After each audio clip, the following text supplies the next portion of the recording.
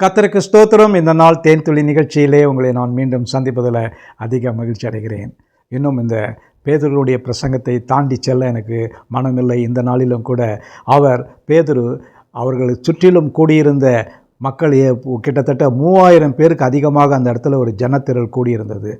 பேதுரு தைரியமாக எழுந்து நின்று அவர்கள் மீது குற்றஞ்சாட்டினார் என்று பார்க்கிறோம். இந்த நேரத்தில் இப்படிப்பட்டதான ஒரு தைரியம் இன்றைக்கு நமக்கு இருக்கிறதா என்று நம்ம நெஞ்சை தொட்டு பார்க்க வேண்டும், ஆராய்ந்து பார்க்க வேண்டும். ஆனால் அன்றைக்கு இருந்ததான காரியங்கள் அவருடைய உயிருக்கு அதிக சேதத்தை கொடுக்க வேண்டியதாக இருந்தது, அதிக கிரயத்தை கொடுக்க வேண்டியதாக இருந்தது. இயேசுவை கொலை செய்தவர்கள் இவரையும் கொலை செய்வதற்காக முயற்சி செய்து கொண்டிருந்தார்கள். அந்த வேளையில் தைரியமாக இருந்து அங்கு கூடியிருந்த மக்களை பார்த்து அவர் சொன்னதான ஒரு வார்த்தை, நீங்கள் தான் இந்த இயேசுவை சிலுவையில் அறைந்தீர்கள் என்று சொல்கிறார்.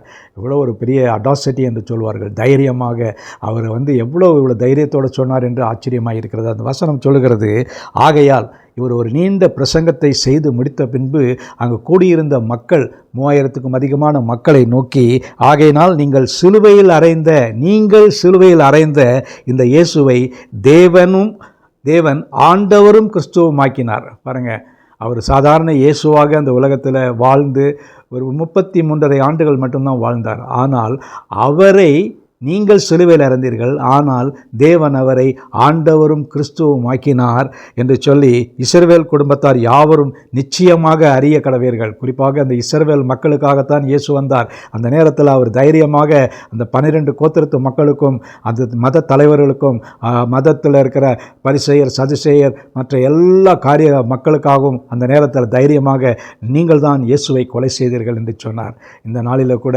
நம்ம இப்படிப்பட்டதான ஒரு தைரியம் நமக்கு இருக்கிறதா என்று பார்க்க வேண்டும். அந்த நேரத்தில் பேதுரு இயேசுவை பிரகடனப்படுத்தி அவர் ஒரு பெரிய பிரசங்கத்தை செய்த பொழுது தேவ ஆவியானவர் வல்லமையாக அவர் மீது இறங்கினால கிட்டத்தட்ட அங்கே கூடியிருந்தவர்கள், ஆண்டவரே நீங்கள் பேதுருவே நாங்கள் என்ன செய்ய வேண்டும் என்று அந்த கேட்கின்ற வேளையில் நீங்கள் எல்லாரும் மனம் திரும்பி ஞானஸ்நானம் எடுக்க வேண்டும், மனம் திரும்ப வேண்டும் என்கிறதான முதல் பிரசங்கத்தை செய்தார். அப்பொழுது அங்கே கூடியிருந்த மக்கள் 3000 பேர் ஒரே நாளிலே ரட்சிக்கப்பட்டார்கள் என்று பார்க்குவோம். சபையில் சேர்க்கப்பட்டார்கள் என்பது அதுதான் முதல் சபை.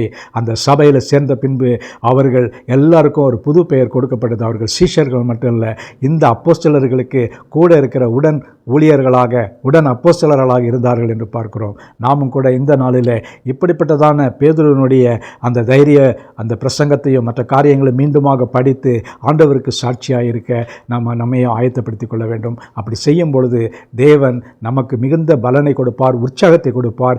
தைரியமாக இயேசுவை மற்றவர்களை அறிவிக்க நமக்கு அது போதுமானதாக இருக்கும். நல்ல ஆண்டவரே, இந்த பேதுருடைய வாழ்க்கைக்காக நன்றி செலுத்துகிறேன். இந்த இடத்துல அப்படிப்பட்ட அவ்வளோ பெரிய ஜனக்கூட்ட மக்கள் மத்தியில் அவர்களை பார்த்து அவர் சொன்னதான காரியம், நீங்கள் தான் இந்த இயேசுவை கொலை செய்தீர்கள் என்று. இன்றைக்கு நம்ம அப்படி சொல்ல முடியுமா? நம்ம இன்றைக்கும் பலர் ஆண்டவரை இயேசுவை மறுபடியும் சிலுவையில் அறிந்து கொண்டிருக்கிறாங்க. அப்படிப்பட்டதான நிலையிலிருந்து எங்களை மாற்றி நாங்கள் கிறிஸ்துவும் ஆண்டவருமாக அவரை நாங்கள் ஏற்றுக்கொள்ள எங்களுக்கு உதவி செய்ய வேண்டுமா ஜெபிக்கிறோம். இஸ்ரவேலர்களுக்கு மட்டும் தேவன் அல்ல, இயேசு அவர் எங்களுக்கும் ஆண்டவராக இருக்கிறார், கிறிஸ்துவாக இருக்கிறார். அதற்காக நன்றி செலுத்துகிறோம். மீட்பர் இயேசுவின் நாமத்தில் ஜெபம் கேளு நல்ல பிதாவே. ஆமேன், ஆமேன். கர்த்தர் உங்களை ஆசீர்வதிப்பாராக. இந்த நாள் உங்களுக்கு ஒரு ஆசீர்வாதமான ஒரு நாளாக அமையட்டும்.